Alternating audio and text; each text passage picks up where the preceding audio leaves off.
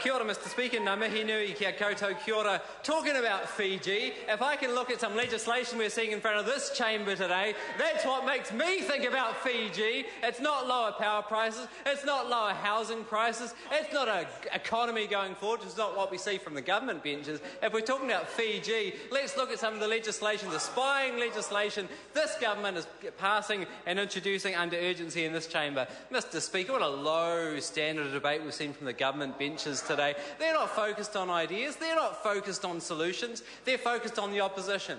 You know why, Mr Speaker? And I guess it gives us a bit of heart as well, because it's the opposition coming up with the ideas. It's the opposition coming up with solutions. All we hear from the national government, same on power, 20 years of excuses. For 20 years, all Kiwis have heard is excuse after excuse why their power bills have to go up. While our power bills over the last 20 years have gone up 70%, over that 20-year period in real terms, across the OECD, the average has dropped 6%. Just under this government, we've seen power bills go up over $300 a year under national. And there's no relief in sight, because all we hear is excuses, attacks, just rhetoric and ignoring the real issues facing us. So that's why the Green Party and the Labour Party came out with our positive suggestion, our positive solution for a Farm Act-style single buyer. We came up with the ideas of progressive pricing and greater energy efficiency. This is going to have a huge impact for the economy. We've seen that with the Bell report.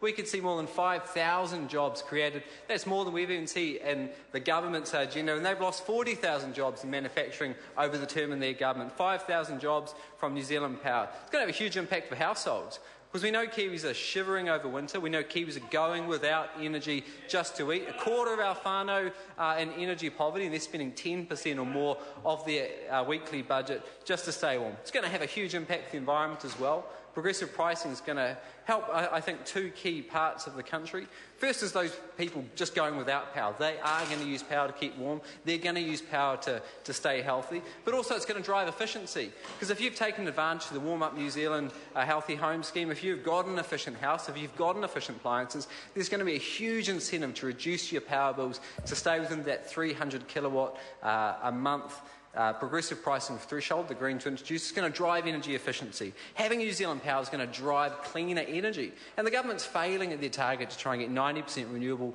energy in the future. They're failing.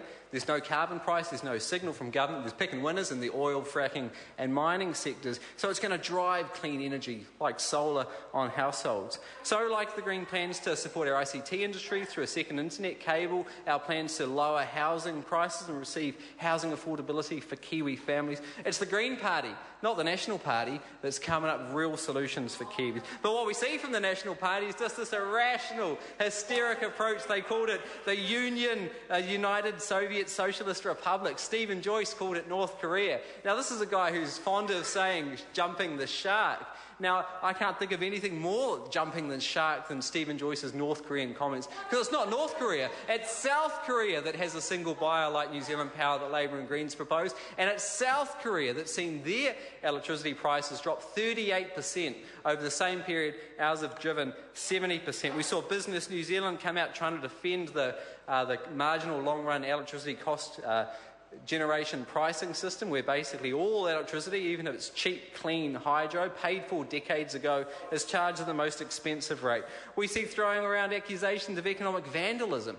Now, it's economic vandalism, the $700 million the Commerce Commission Wallach report was saying coming out of our economy every year in excessive super profits. That's the economic vandalism.